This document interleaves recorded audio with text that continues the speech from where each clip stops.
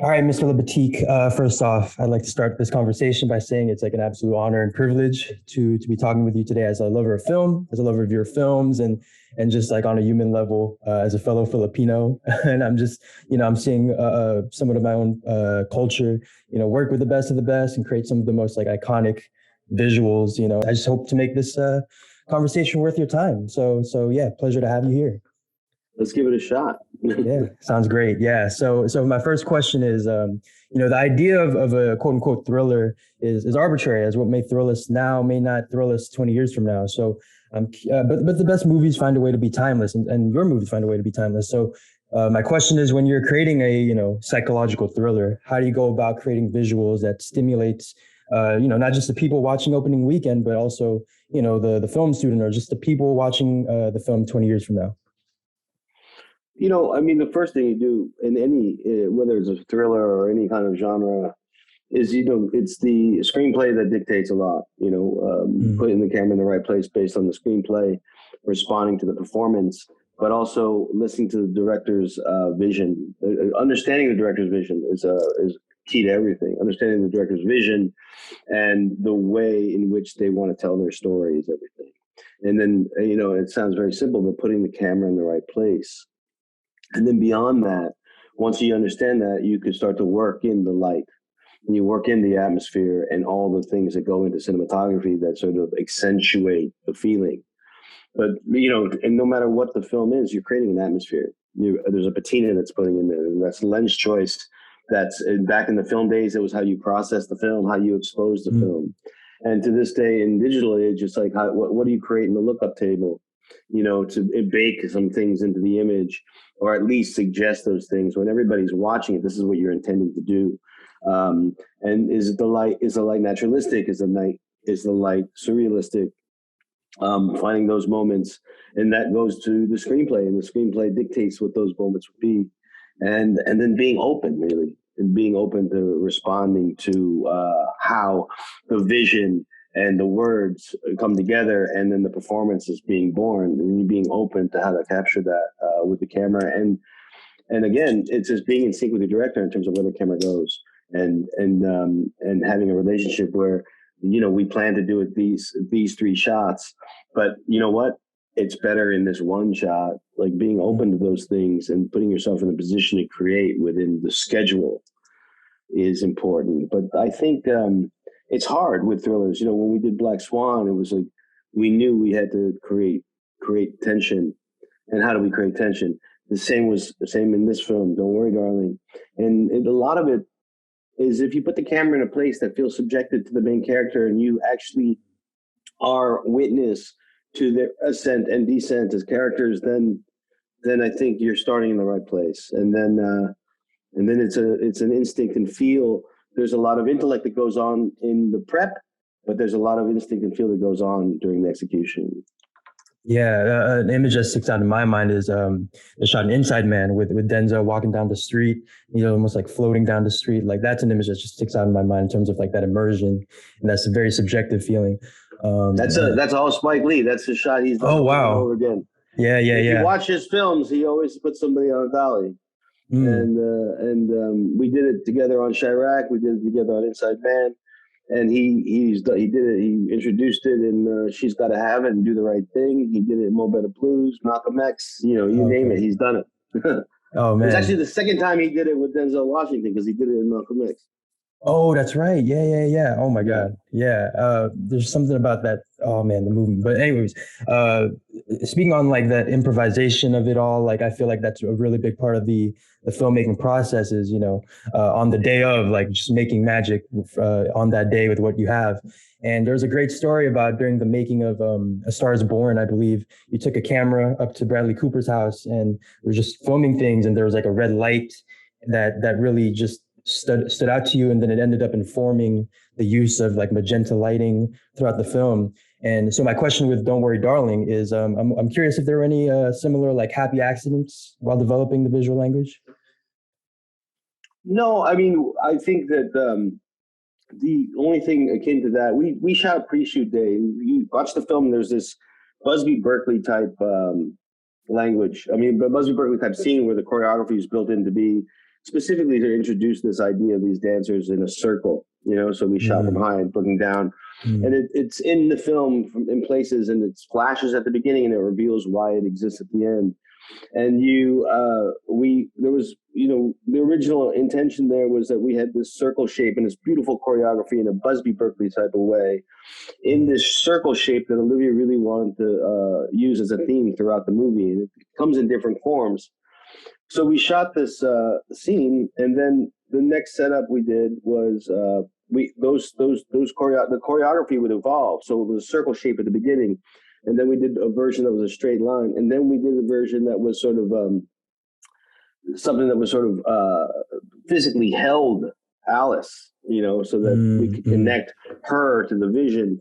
And then we did one where it was more nightmarish, and there was that sort of thing that started off really beautiful. It became a nightmare, which is kind of the general movement of the movie, right? It starts off beautiful and idyllic, and ends up kind of nightmarish. But we were talking about ideas, and Olivia really wanted the character, the dancers, to be able to grab the camera and sort of as if they could hand it off to each other. So we hung a Ronin gimbal off of a bungee line from the top of the stage, hung it down, and then we were trying to control it with a remote head, but we let the dancers grab it and then throw it to each other. Wow. And it was so intense that, it was nightmarish. It felt like, when we were watching it, we were just like, I was taken back into the 90s watching Marilyn Manson videos, Yeah. And it had that visceral effect. But that's the sense of play and improvisation. We didn't know we were going to do that going into that shoot day, but we had the tools to be able to accomplish it, and we had the skill level around us, and we were just in tune with what we were trying to do. So she came up with an idea, and we were able to execute it. Oh man, that's great. Yeah, that sequence that you're discussing, and how it's kind of laid out throughout the film, exactly what you said. It starts off as this beautiful, like nostalgic viewpoint, and then all of a sudden it turns to something dark. And again, that visceralness, the immersion, the subjectiveness of it just feels like, feels great. Yeah. And going into Don't Worry, Darling, a big theme in the film is how, what makes people content, a paradise can actually stop them from reaching their fullest potential. So I'm curious, from a cinematographer standpoint, what does that idea of content look like or mean to you, and how do you deal with that? I think there's I don't know about content, but there was the idea that we go into this idyllic world, and it's this perfect sort of 50s mid-century modern setting. But the movie really, her intention, Olivia's intention, was to create a psychological thrill ride. And so in cinema and visually, as a cinematographer, it's all about contrast, whether it be the relationship between light and dark. In this case, thematically, it's a contrast between perfection and imperfection. So it's like, what can I do? Looking at the design and the costumes and the palette of the film, and the sort of nature of Palm Springs in November with the low light and the beautiful shadows. What do we do to introduce imperfection into perfection? And that was sort of one of the driving forces into choosing the optics and the lenses that we use to sort of, create aberration within this, essentially beautiful photograph, and creating beauty in the imperfection was kind of, and then being able to embrace that whenever it could possibly happen. Was kind of and I think just as a general philosophy in cinematography, it's just going in with the absolute most determined plan possible, but being open to change it. Right. Yeah. As you were saying before, like, you can plan all you want, but then on the day of, you might just find out, like, oh, it's just as better as one shot, or this is better if you frame it this way. Absolutely. Yeah. But how about more from like a career standpoint, like over the course of your career, you've gone on to do such great things. Like, how do you deal with, like, you come off a great movie that you just worked on, the idea of, okay, what's next now? Of course. Yeah. Of course. I mean, it comes from being, I do. I mean, at the same time, you do movies for different reasons. I'd like to say that it's always a screenplay, but it's not always a screenplay. Sometimes it's the director, sometimes it's both. In this case, it was both. But yeah, at this point, like for now, I mean, I'm on a film that's going to finish up in October, and I don't have my next thing, but I'm excited about the possibilities of what that next thing might be. So, but there are moments where I'm just wondering, it's it depends on where you are in your career. At this point in my career, I'm more excited about what it could possibly be, and I try not to worry about the thing. I try not to worry about the things I don't have. I just try to appreciate the things I do, and whatever comes, and the best opportunity is going to win. And I'll do that, and then make it the best I can. And I go into every film like it's a new experience, whether or not it's a genre I've done before, or it has elements of things that I've done before. I try not to dwell on the things I have done, my past experience. That is all in the background. I try to treat everyone as a custom-made, bespoke experience. So as I mentioned before, Mr. Libatique, I've watched a lot of your films, and what I love about your cinematography is that there are certain movements or techniques that I look at and I'm like, oh, that's him. Like I can recognize it, but it doesn't do it in a way that deters or distracts from the storyline. In fact, kind of amplifying it, as I mentioned before. Well, that's a Spike Lee thing, but like I said, with the whole with the Inside Man shot, I think of a lot about The Fountain is very very much like within your style. So I'm curious for any up and coming DPs, how do you balance? Or do you have any advice for developing your style as well as serving the story, like the balance of that? Well, speaking of balance, I think it's incumbent upon us as cinematographers to be technically proficient, and then having interesting things to be able to offer, and interesting solutions to be able to offer any narrative. Right? But what's also important in the balance of it is to keep an eye on those techniques and how they apply to the story you're trying to tell, and you're helping to tell. So when a director is giving you a vibe of what the film wants to be, or what they want the film to be, you have things to offer that could help it in the way that they want to tell the story. I think it's important not to put yourself too far ahead of everything else. You're part of an orchestra, in cinema. So it's not about being the loudest instrument in the room.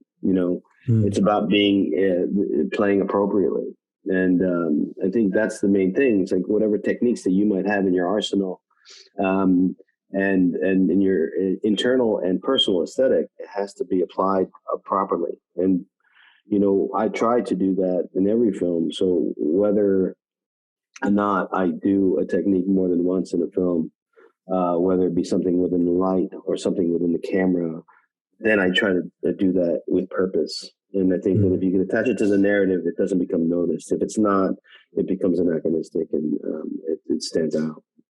Right. Yeah. Yeah. Absolutely. Just a quick little follow up question. Has there been a director in the past that's like, oh, I would love for you to do this certain technique that you've done in this particular film, like in a past film? No, I mean, everybody's so sophisticated; they don't say it that way. Yeah. Yeah. Oh, yeah. They'll find a way to hide it. Yeah. I'm sure they will. Yeah. Yeah. Yeah, absolutely. Okay, great. Yeah, shifting gears for a quick moment, if that's okay with you, I'd love to discuss, your work on the Iron Man movies. They're credited as kind of the blueprint for not just the rest of the MCU, but also just like for translating comic books into the medium of film. Whether it be like the shot type and all that kind of stuff. So I'm just curious, like just me saying that, how does that make you feel? Just being the person that you and Jon Favreau setting the table for that whole juggernaut. I mean, if that's true, I certainly haven't benefited from the financial implications of being responsible for that. But I think but yeah, I mean, it's nice to hear. I don't know that that's two separate things. I think, yes, perhaps I was a part of the birth of the Marvel Cinematic Universe. But I really credit John and Robert really for setting the tone of creating that universe, and how irreverent it is, to the genre of comic book movies. And what I love about that film is we shot it on film. Yeah, the only two, I believe, right? Iron Man 1 and 2 are I think were the only two films. I believe that the first Thor was shot on film. Okay, yeah, yeah, and anamorphic. And not sure about the first Captain America. That might have been shot on film as well. But yeah. yeah, but subsequently all of them, all the Avengers were shot digitally, and everything else has been shot digitally. But but in terms of like creating comic books in the cinema, it had a history with the Batman. I mean, all the Batmans from Joel Schumacher's Batmans to Chris Nolan's Batmans, they had been articulated in cinema. So there was a history of comic books turning into cinema. And but even Marvel had the first Spider-Man, before we did Iron Man. So there had been precedent set, in these films.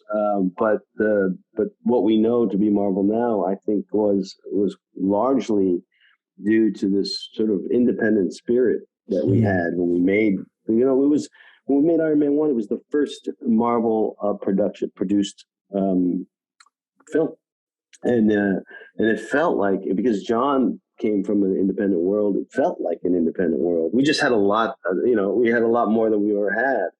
But that spirit, and at that moment in time, I was basically coming from independent film, and so between John and I, it's just like we just had, he's so funny. He's so at ease, taking everything in stride, and but it was never really lost on me that we were making this $120 million movie, but both of us were just coming from independent cinema. It was exciting because the people around us, the Avi Arads, the Kevin Feige's, the Lou D'Espositos, all had that spirit too, and we were just doing this, embarking on this new thing, and it's really a great memory for me, But I stopped short of taking credit for it myself. I did have a great time being there. Oh man, just me speaking, I feel like you deserve more credit than you give yourself. I think of just things that are common now in that universe is like that close up of Robert Downey Jr. whenever he's in the suit. I think of that as a very Libatique style coverage of the immersive close up. So no, I just wanted to give you your flowers as needed. Thank you. So coming off of that. There's a lot of discussion. I've heard a lot of your interviews, and there's a lot of discussion about the relationship between the DP and director. But could you tell us a little bit about the relationship between the DP and the actor, whether it be spoken or unspoken? When it comes to the powerhouse actors, or just the different types of actors you work with. Well, I think again, it's being open. You have to be open to who this person is, as the character that they're playing, and also as the person that they are. And you have to start off by giving an actor as much space to feel comfortable as possible to do what they have to do. And director dictates a lot of that atmosphere. So if it's very rigid, and you're setting up the camera and the director wants specific actions, the director is the person who's going to be speaking to that actor and then making sure they stay within the frame. If a director tells me he wants to pull back, but he doesn't want us to pan, or she tells us we don't want to pan, and the actor veers left or right of the center mark, then my relationship with them is like, can you just try to stay centered? You veered off to the left or right, and you talk to him as a camera person. It's a very professional relationship. But as a cinematographer, you want to just not have them encumbered too much by the technical side of it, because you want them to be to play. You want them to be any restrictions should be provided by the director's decision on camera, and as a cinematographer, you be open to that changing if you have to, and also the comfort. Be present, and I think you have to be present for them. They know that you're taking care of them from a lighting standpoint, and then the more trust you have, like in any relationship, the more trust you have with the actors, the more you can actually accomplish. Absolutely. Yeah.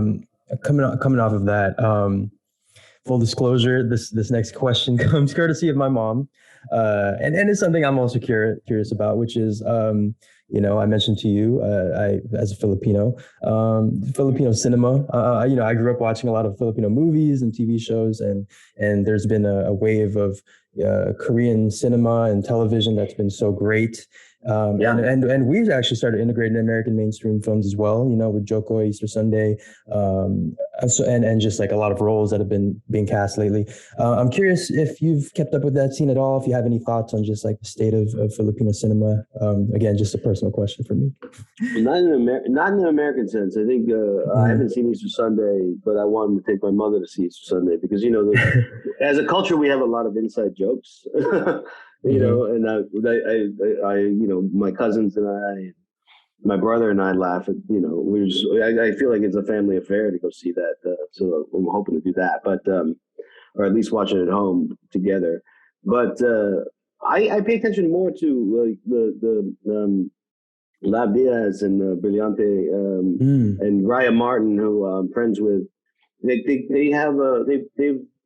They've reached globally, with Filipino cinema, and I really appreciate that. And they're true filmmakers, and they're doing their thing.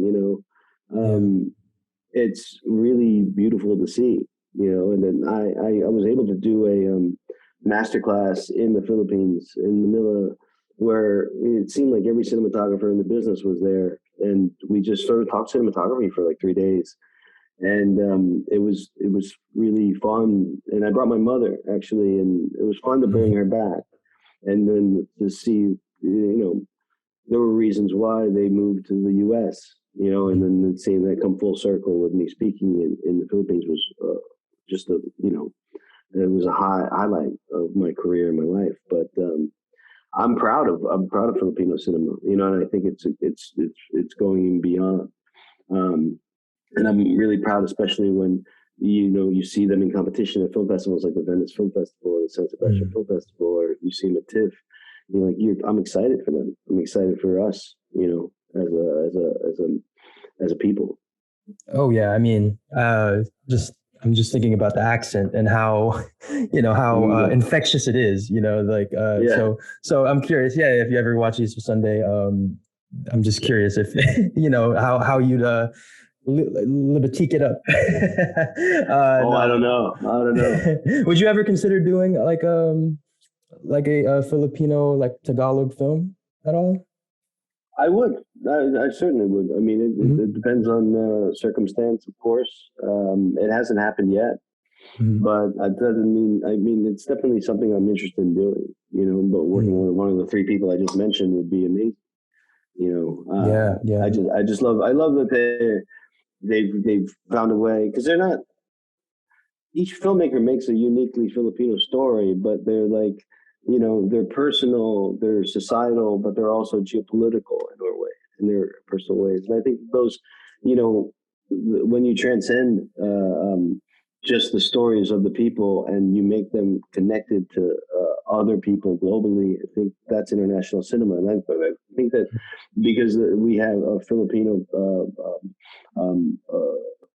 voices out there, I think is important, Yeah. So I mean, to answer your question, I would love to do something. Oh yeah, absolutely. I mean, as much as anyone, like if there's one thing Filipinos know how to do, it's how to put on a show. So a couple more questions for you. I just have a couple more. Coming back to Don't Worry, Darling. There's it kind of takes place in that 1950s vintage Mad Men style, which is super iconic. It's been done to death. So I'm curious what aspects of that attracted you and did you want to highlight, but also what aspects did you want to avoid, if that was a conversation at all? Within this world, this 50s world? Within the 50s world, yeah. Well, I think when you're presented a beautiful world, you could definitely fall trap to trying to compose everything perfectly and trying to fit the narrative into the cinematography because it's so beautiful. But I think the thing to avoid really is, or the thing to keep in mind, is essentially the narrative. It's like no matter how, if you can't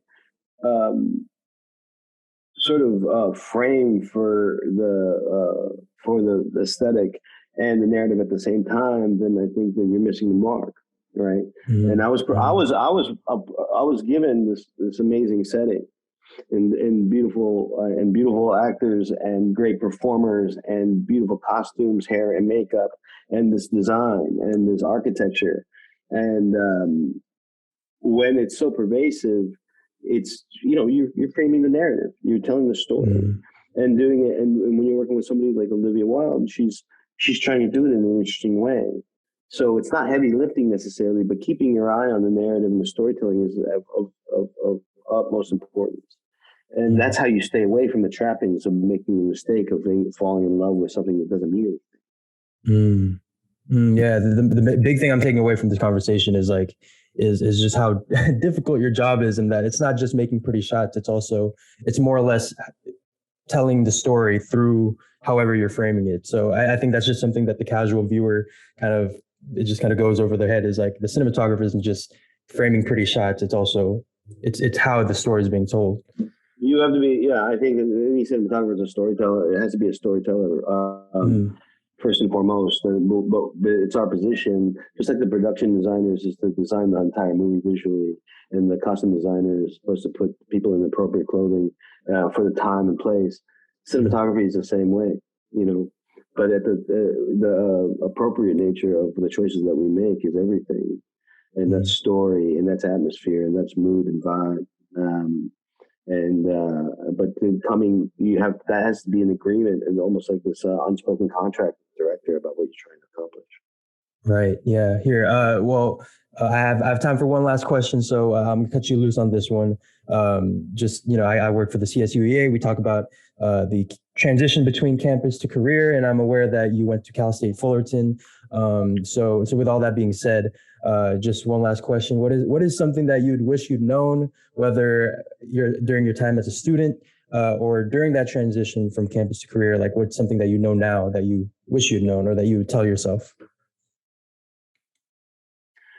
I wish I would have taken more classes, to be honest with you, that weren't necessarily in my discipline. But, it's hard when you come from Cal State, because many of the people that go to Cal State universities work as well. And I had a damn near full-time job when I was going to Fullerton, and I wasn't able to really maximize my experience, because just economically, I'm at the school because, it's affordable, but it's also, I also had to work. So I guess if you have the means, just try to take the things that you're interested in, learn, get exposed to the things you're interested in, especially for a filmmaker, because you want to have, I wasn't interested in any of the jobs that were afforded by my major, and I wasn't a film major there. So but I wasn't also interested in what those majors were going to afford to me from a professional nature. To me, university, especially in undergraduate school, is a way to extend your education to be a more well-rounded person. And I think that extends into real life, because curiosity doesn't ever go away. If curiosity goes away, then I think that you're just, you're really doing your life a disservice. Yeah. Yeah. So I wish for everybody who goes to universities that they're just, it, as much as it's fun to party when you're like 18, 19, 20 years old, it's just like, get as much out of it as possible, and then seek out your interest, and you'll be better for it, because it's in this society right now, the most successful people are the people who have more varied interests, and who are focused, and people can offer things to other people. People want to learn from you, and you want to learn from them. And if you haven't learned anything in university, then you're kind of worthless. I hear that. Mr. Libatique, it has been an absolute pleasure talking to you, sir. If it were up to me, I'd be asking you questions all day. Again, thank you for your time, and also thank you for just your contribution to film, and just like my life through film. So yeah, just want to say thank you, and so I think my time's up. Yeah. Right on. Best of luck to you. Nice to meet you. Oh man.